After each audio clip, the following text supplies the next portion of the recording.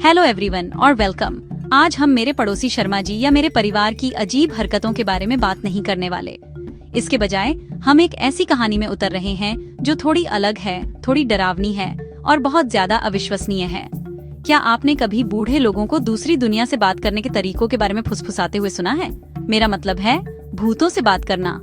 ये किसी फिल्म से निकली हुई चीज लगती है ना? खैर, गांवों और छोटे शहरों में एक बहुत ही अजीब लोक कथा मौजूद है। ये एक ऐसी कहानी है जो पीढ़ियों से चली आ रही है। आत्माओं से बात करने के लिए एक रहस्यमय रेसिपी, अगर आप चाहें तो। ये उस तरह की कहानी है जो आपको रात में अपनी कंबल थोड़ी और कसकर खींचने पर मजबूर कर देती है, भले ही आप इस पर विश्वास न करते हों। अब मैं शुरू से ही बहुत स्पष्ट कर दूं, ये सिर्फ एक कहानी है, लोक कथा का एक दिलचस्प टुकड़ा। मैं ये सुझाव नहीं दे रहा हूँ कि किसी को अपना बैग पैक करके इसे आजमाने के लिए निकल पड़ना चाहिए। इसे मेरी दादी द्वारा सुनाई गई उन अविश्वसनीय कहानियों में से एक समझें। कुछ ऐसा जिसे बड़ी बड़ी आंखों से सुनना है और फिर बाद में उस पर खूब हंसना है। ये कहानी एक बहुत ही विशिष्ट और सच कहूँ तो बहुत ही अजीब तरीके के बारे में है, जिस पर कुछ लोग मानते थे कि यह आत्मा की दुनिया के लिए एक रास्ता खोल सकता है। इसमें बहुत सारे अजीब कदम शामिल हैं, ऐसी चीजें जो आप सामान्य रूप से नहीं करेंगे। शायद इसीलिए यह इतनी रहस्यमय और चर्चित कहानी इतने लंबे समय से बनी हुई है। यह इस बात का एक क्लासिक उदाहरण है कि कल्पना कैसे बेकाबू हो सकती है। उन लोगों से जुड़ने की इच्छा जो गुजर चुके हैं एक बहुत पुरानी मानवीय जिज्ञासा है। हम सभी अपने प्रियजनों को याद करते हैं और कभी कभी हम सोचते हैं कि क्या वे अभी भी आसपास हैं, हम पर नजर रख रहे हैं। इस जिज्ञासा ने दुनिया भर में अनगिनत कहानियों, अनुष्ठानों और किंवदंतियों को जन्म दिया है। यह विशेष भारतीय लोक कथा उनमें से सिर्फ एक है, लेकिन यह असाधारण रूप से विस्तृत है और इसमें एक निश्चित नाटकीय फ्लेयर है। यह रहस्य, अजीब वस्तुओं और एक ऐसी प्रतिबद्धता से भरी एक कहानी है जो, ईमानदारी से कहूँ तो, थोड़ी ज्यादा है। तो अपनी चाय का कप लें, आराम से बैठें और आइए इस अजीब पुराने जमाने की भूतिया कहानी को एक साथ देखें, सिर्फ मजे के लिए। इससे पहले कि हम इस अजीब प्रक्रिया के बारीक विवरण में जाएं, ऐसी कहानियों के पीछे की सोच को समझना महत्वपूर्ण है। पुराने समय में जब कोई इंटरनेट या लगातार टेलीविजन नहीं था, तो कहानी सुनाना मनोरंजन का मुख्य रूप था। लोग इकट्ठा होते थे और ऐसी कहानियां साझा करते थे जो रोमांच, डराने और एक सबक सिखाने के लिए होती थी। भूतों से बात करने की यह कहानी शायद उनमें से एक थी। यह प्रकृति, अंधविश्वास और मानव मनोविज्ञान के तत्वों को एक दिलचस्प तरीके से जोड़ती है। यह हमारे अंधेरे के डर, परंपरा के प्रति हमारे सम्मान और अज्ञात के बारे में हमारी गहरी जिज्ञासा को जगाती है। तो आइए इसे ऐतिहासिक गल्प के एक टुकड़े की तरह मानें।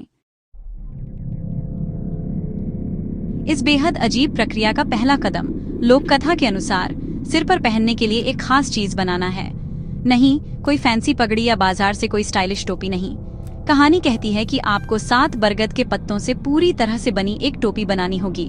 बरगद का पेड़ या बरगद अक्सर भारतीय संस्कृति में आत्माओं और किंवदंतियों से जुड़ा होता है, इसलिए इसका शामिल होना कोई आश्चर्य की बात नहीं है।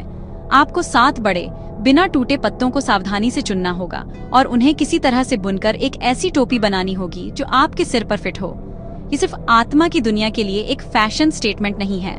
कहानी बताती है कि यह पत्ते वाली टोपी एक तरह के एंटीना का काम करती है, जिससे आपको सही फ्रीक्वेंसी पर ट्यून करने में मदद मिलती है। एक बार जब आपकी पत्तीदार टोपी तैयार हो जाती है, तो इस डरावने एडवेंचर का अगला कदम एक ऐसी जगह पर जाना है जिससे ज्यादातर लोग बचते हैं, खासकर सूर्यास्त के बाद। एक श्मशान घाट या श्मशान भूमि। लोक कथा इस जगह के बारे में बहुत विशिष्ट है। आपको अकेले वहां जाना होगा, अपनी बरगद के पत्तों वाली टोपी पहनकर, जैसे ही शाम ढलती है।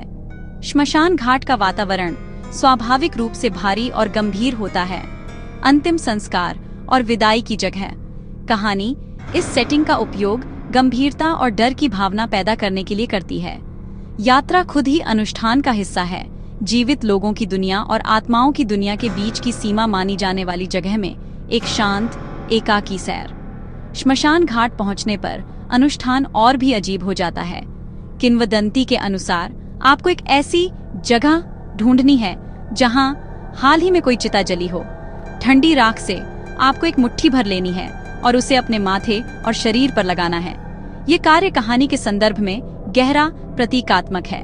राख या भस्म नश्वर जीवन के अंत का प्रतिनिधित्व करती है और कुछ परंपराओं में इसे पवित्र और शुद्ध करने वाला माना जाता है।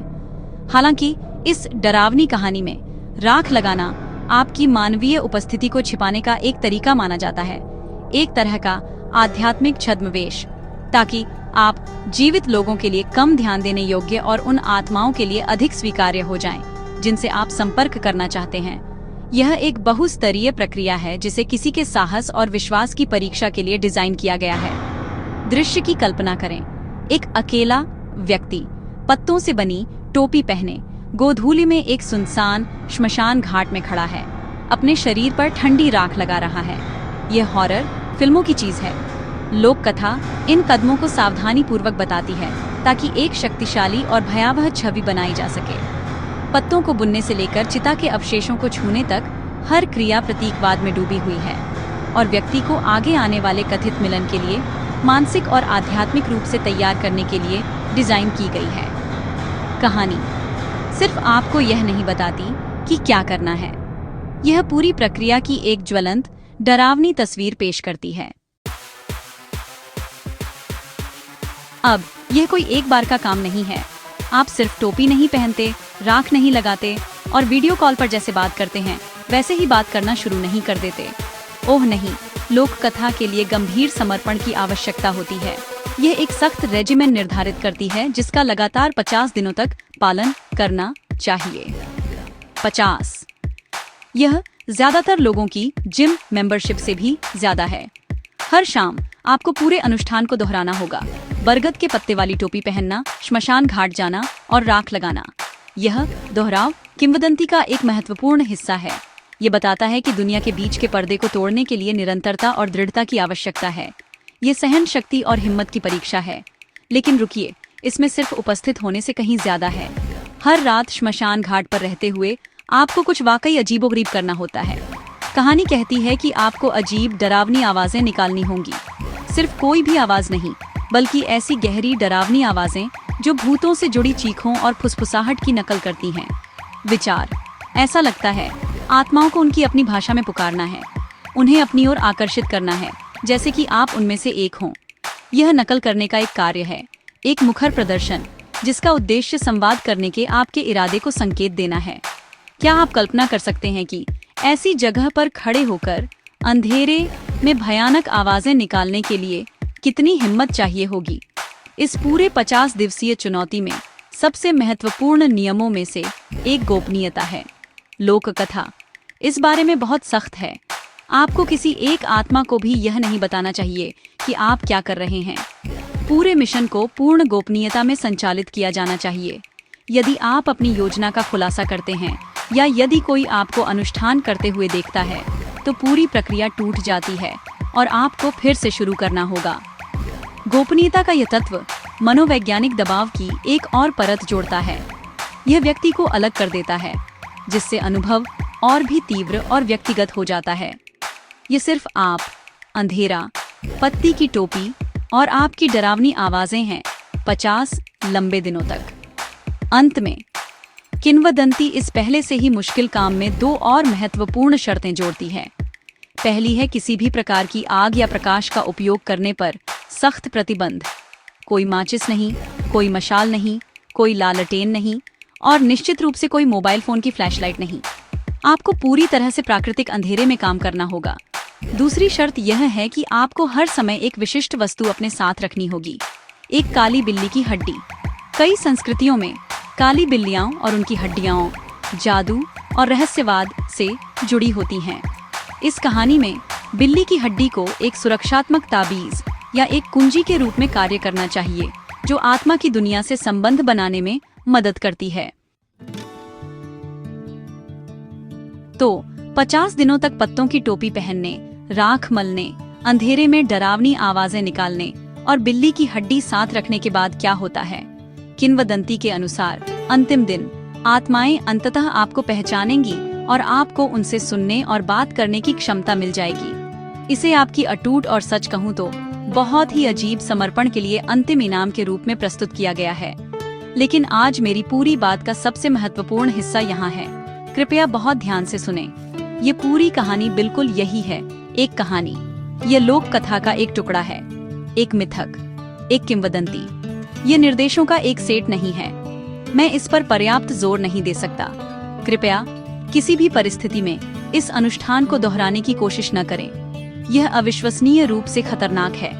रात में अकेले एक सुनसान श्मशान घाट पर जाना उन कारणों से असुरक्षित है जिनका भूतों से कोई लेना देना नहीं है।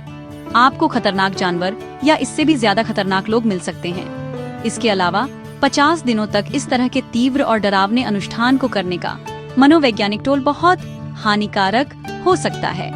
एक डरावनी कहानी का आनंद लेना एक बात है, लेकिन इसे जीने की कोशिश करना पूरी तरह से दूसरी बात है। यह शुद्ध कल्पना है, मनोरंजन के लिए है और कुछ नहीं।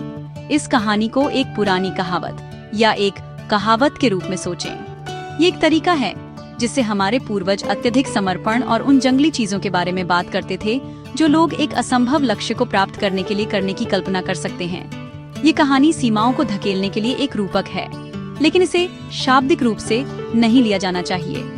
अजीबोगरीब आवश्यकताएं, 7 पत्ते, 50 दिन, बिल्ली की हड्डी, सभी ऐसे तत्व हैं जो कहानी को अधिक यादगार और नाटकीय बनाते हैं। यह एक क्लासिक भूतिया कहानी है जिसे आपको रोंगटे खड़े करने और सोचने पर मजबूर करने के लिए डिजाइन किया गया है, लेकिन इसका वास्तविकता में कोई आधार नहीं है।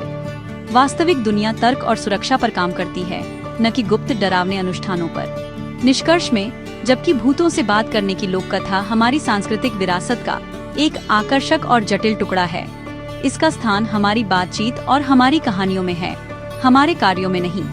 आइए हम इसे उसी के लिए सराहना करें जो यह है, एक बीते हुए युग से एक रचनात्मक और भयावह कथा।